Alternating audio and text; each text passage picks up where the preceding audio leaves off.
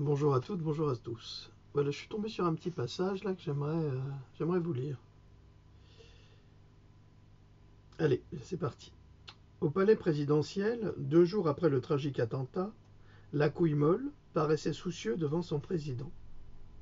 Eh bien, la couille molle, dites-moi ce qui vous tracasse, demanda Glandouille à son ministre de l'Intérieur.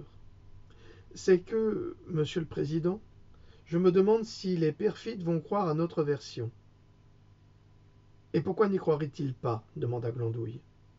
Tout s'est si bien enchaîné. L'attentat, la couverture des médias nationaux et internationaux, notre agenda caché, les lois promulguées d'urgence, la numérologie diabolique et le jour de l'attentat correspondant au calendrier rituel satanique, la récupération politique, l'exécution des terroristes, enfin, tout. Oh, et puis j'ai oublié de regarder les résultats du loto. Un vendredi 13. Peut-être qu'une des victimes était le gagnant. Ça ne serait vraiment pas de chance, dit la couille molle. Faites donc une recherche et retrouvez-moi le ticket. C'est une urgence. Que dis-je? Une priorité nationale, tonna Glandouille. On ne va pas laisser un cadavre toucher des millions. Voilà, alors ça fait partie d'un livre, d'une d'une tragédie comique qui s'appelle Glandouille encore une nuit debout. C'est très très drôle. Ça a été publié il y a plus d'un an. Et c'est c'est très prémonitoire. Ou alors c'est un système qui se reproduit régulièrement. J'ai pris ce livre, pourquoi? Parce qu'il était assez représentatif de ce qui se passe au niveau du pouvoir. Nous vivons des heures tragiques qui endeuillent notre pays.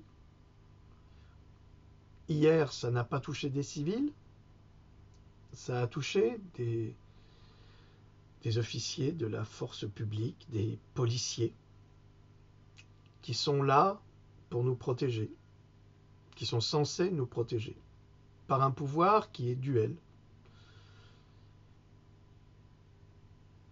J'ai publié récemment les propos d'Aaron Rousseau qui déclare que de toute façon, tous les attentats commis dans le monde occidental et dans le monde oriental, au Moyen-Orient, sont des attentats du fait des gouvernements eux-mêmes. Comme par hasard, cet attentat dramatique survient le jour du grand débat qui est censé départager les 11 candidats entre eux et déterminer quel sera celui qui aura la charge de diriger notre pays. Comme par hasard, l'attentat qui s'est déroulé le jour a été annoncé la nuit. On savait quelques heures après qui était le coupable tué. On avait sa photo, on savait tout. À une rapidité phénoménale. Le soir même, Trump déclarait qu'il s'agissait d'un attentat terroriste. Il était très bien informé également, lui qui se fiche de savoir la condition de la France et de la connaître. Il s'en bat la casquette, hein, il s'en fiche complètement, mais là il était intéressé.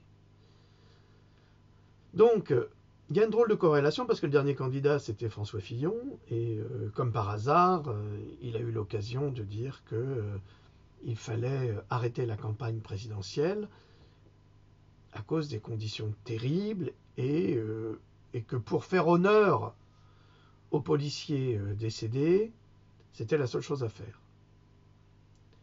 Alors je voudrais vous dire une chose, monsieur Fillon, pardonnez-moi, mais vous me dégoûtez. Vous me dégoûtez pour ce que vous faites et pour ce que vous dites. Que déjà, vous preniez comme prétexte un attentat pour cesser cette campagne présidentielle parce que vous avez peur, c'est une chose. Mais qu'en plus vous preniez les policiers comme prétexte pour l'interrompre, c'est encore plus honteux. Alors je vous suggère, si vous le souhaitez, de vous retirer, parce que vous portez tellement de casseroles que ça me dégoûte. Moi, citoyen français, mais ça dégoûte aussi toute l'Europe, qui nous prend vraiment pour des imbéciles. Alors si vous le souhaitez, retirez-vous. Il n'y a pas de problème, on n'aura pas besoin de l'UMP, je vous assure. On s'en sortira très bien sans vous. Maintenant, ce qui m'a choqué, c'est qu'il y avait des menaces d'attentat, et on n'a protégé que Fillon et Marine Le Pen. Peut-être encore les 3 autres. Alors ça m'énerve parce qu'il y a 11 candidats. Si on protège un candidat, on les protège tous. Mais on ne fait pas du favoritisme. Encore une fois, Fillon est favorisé. Sous prétexte qu'il serait victime. D'abord, il n'a pas été victime. Il n'a pas été touché par un attentat. Ce n'est pas lui qui est mort. Ce sont des policiers qui sont morts, sacrifiés à sa place. Ne me faites pas dire ce que j'ai pas dit, que j'aurais préféré que ce fût lui. J'aurais préféré que ce fût personne. Personne n'est digne de mourir pour une mauvaise cause. Et d'autant plus de la part de radicaux, qu'on a rendus radicaux grâce à une politique catastrophique internationale et à une politique de favoritisme national tout aussi catastrophique. Parce que je vous assure que les musulmans français ne sont pas concernés par ça. Ils ne sont pas coupables de ça.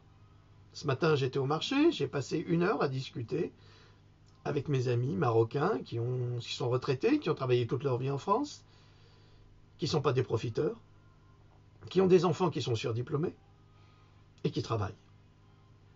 C'est ça aussi la France. Alors le discours de Marine Le Pen sur les étrangers, oui, une minorité d'étrangers, une minorité. Mais la majorité des musulmans français que moi je connais sont des gens très très bien et très dignes. Donc ce discours-là, ça commence à bien faire.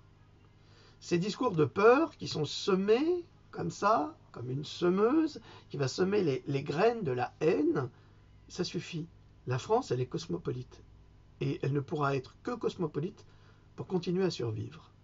Alors M. Fillon, Marine Le Pen, tous les extrémistes n'ont pas leur place dans notre démocratie.